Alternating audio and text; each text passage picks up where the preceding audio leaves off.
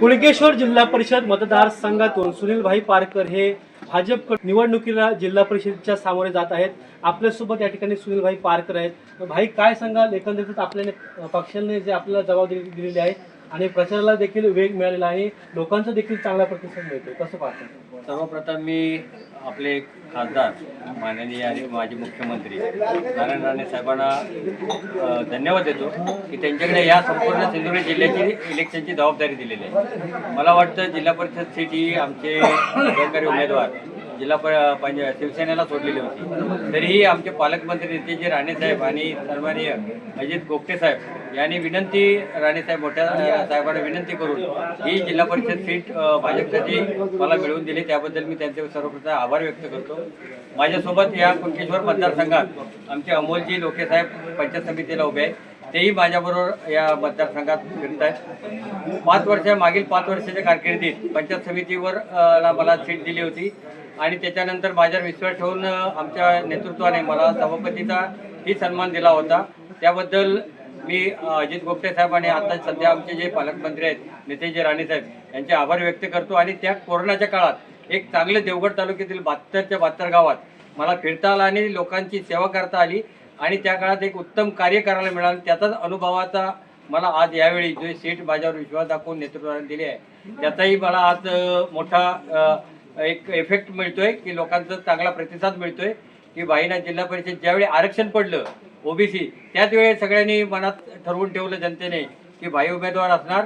त्यावेळी मी डिक्लेअर करत नव्हतो पण लोक डिक्लेअर करत होते आणि पक्षाने त्याच वेळी अजित काकांनी सांगितलं होतं की भाई तयारीला लागा म्हणून, आणि या नेतृत्वाने माझ्यावर विश्वास ठेवला। ही सर्व जनता किंवा या कुणकेश्वर गटातली सर्व जनता असेल यांचा संपूर्ण माझ्यावर विश्वास आहे आणि या पुढील भविष्य काळात एक चांगल्या मताने आम्ही निवडून येणारच आहे। आणि पलीकडे पंचायत समितीला आमचे सदाभाऊ ओगले आहेत, एक चांगलं 7 टर्मला कारकीर्द त्यांनी जिल्हा परिषद सभापती असतील, जिल्हा अध्यक्ष असतील अशी सगळी पदं भोगलेली आहेत आणि प्रदीर्घ अनुभव असलेली एक व्यक्ती आमच्या सोबत आता त्या सभागृहात येणार आहे।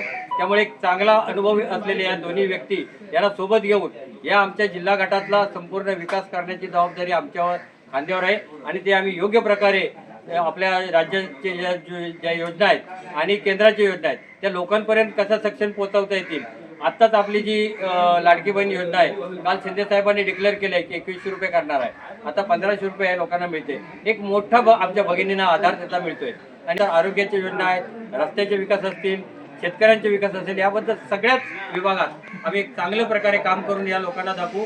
5 वर्षात भविष्यात पुढचे या सीट बिनविरोध होतील एवढं कार्य करण्याचा आमचं मानस आहे आणि या सगळ्यांच्या आशीर्वादामुळे त्यामुळे आम्ही व्यवस्थित या 5 वर्षात चांगलं काम करू याची मी आपल्याला हमी देतो। धन्यवाद। निश्चितपणेच विकासाचं जे विजन आहे ते भाई प्रचाराच्या माध्यमातून घेऊन चालतात आणि विकासाची लढाई आहे ही जनतेसमोर ते मांडताना दिसत आहेत। आपल्यासोबत अमोल लोके आहेत, काय सांगाल कशा प्रकारे या निवडणुकीला सामोरे जातात? युतीमधून तिकीट दिलं आहे पंचायत समितीसाठी, तो विजय होऊन मी ते माझा विजय राणे साहेबांना समर्पित करणार। निश्चितपणेच दोन्ही उमेदवार हे विकासाचे जे विजन आहे ते जनतेमध्ये घेऊन जात आहेत आणि त्यांच्याकडून जो विजयाचा विश्वास आहे तो व्यक्त केला जात आहे। विष्णू धावडे, समर्थ न्यूज, देवगड।